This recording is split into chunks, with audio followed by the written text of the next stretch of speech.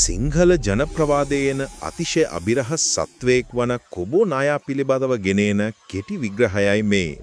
කොබෝ නායා කියන්නේ සාමාන්‍ය නායෙක් නෙවෙයි.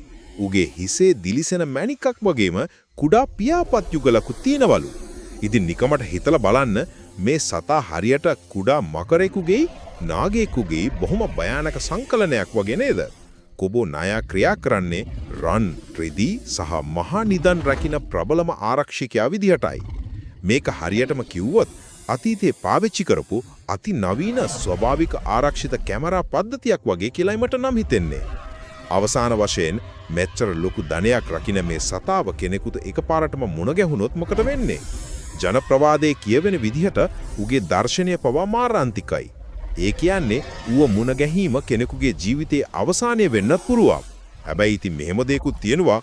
උගේ බැල්ම මාරාන්තිකයි කියන එක නිදන් හොරුන්ව බය කරන්නේ අපේ පැරණිව පාවිච්චි කරපු හරිම දක්ෂ මනෝවිද්‍යාත්මක උපක්‍රමයක් වෙන්න බැරිද? ඒ සැබෑරක් හෝ මිත්‍යාවක් වුවත් අපේ සංස්කෘතියේ නොමකෙන අභිරහසක් ලෙස කොබෝ නායා සදාකල් පවතිනු ඇත.